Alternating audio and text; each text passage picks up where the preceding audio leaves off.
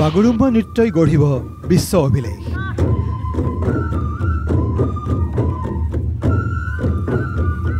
এজাক চিখলাৰ লয়লাস সংগীত মুখৰ ডিমৰীয়াৰ টোপাতলি বড়ো নৃত্যক বিশ্বমুখী কৰাৰ আখৰাত মগন সকলো। বিহু আৰু ঝুমুৰৰ বিশ্ব অভিলেখৰ পিছত এইবাৰ বিশ্ব অভিলেখৰ বাবে সাজু বড়ো জনগোষ্ঠীৰ নৃত্য বাগুৰুম্বা। খাম আৰু চিফুঙৰ তালে তালে পখিলা হৈ নাচিছে বড়ো যুৱতীয়ে। ডেকা সকলেও নাচনীৰ লগত দিছে চেও। মুখ্যমন্ত্ৰীৰ ঘোষণাৰ পিছৰে পৰা বিশ্বমুখী যাত্ৰাৰ বাবে সাজু হৈছে বড়ো জনগোষ্ঠীৰ ডেকা গাভৰু জীয়ৰী বোৱাৰী। মুখ্যমন্ত্ৰীৰ ঘোষণা অনুসৰি চলিত বৰ্ষৰ নৱেম্বৰ মাহত প্ৰধানমন্ত্ৰীৰ সন্মুখত বিশ্ব অভিলেখ গঢ়িব বাগুৰুম্বা নৃত্যই। তাৰ বাবে চলিছে পূৰ্ণ প্ৰস্তুতি। ৰাজ্যৰ ভিন্ন প্ৰান্তত এইদৰে এতিয়া বাগুৰুম্বা নৃত্যৰ প্ৰশিক্ষণত ব্যস্ত বড়ো ভাই ভনীসকল।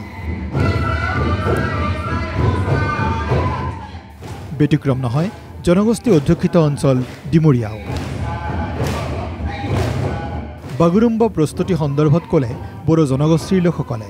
গিনিজ বুক অফ ৱৰ্ল্ড ৰেকৰ্ডৰ যিটো আমাৰ বিহু হৈ গ'ল আগতে, তাৰপিছতে ঝুমুৰ হ'ল, এতিয়া বাগুৰুম্বাৰ আমাৰ পাল পৰিছে।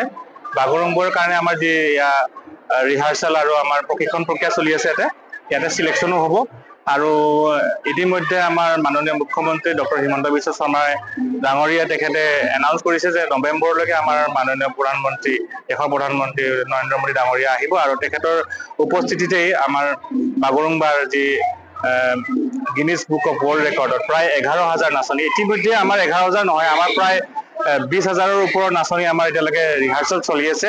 কিন্তু আমাৰ যি মুখ্যমন্ত্ৰীৰ দ্বাৰা যি আমাৰ হেৰি দিয়া হৈছে, তাতে আমাৰ 11,000 নাচনী আমাৰ তাতে নৃত্য পৰিৱেশন কৰিব আৰু এটা ৱৰ্ল্ড ৰেকৰ্ড হ'ব আৰু তাৰে আমাৰ ইয়াতে প্ৰশিক্ষণ হৈছে। প্ৰতি দেওবাৰে অনুষ্ঠিত আখৰাক লৈ টোপাতলিত দেখা যায় এক উখল মাখল পৰিৱেশ। বড়ো জনগোষ্ঠীৰ লোকসকলে এতিয়া এইদৰে আৰম্ভ কৰিছে বাগুৰুম্বা নৃত্যৰ আখৰা।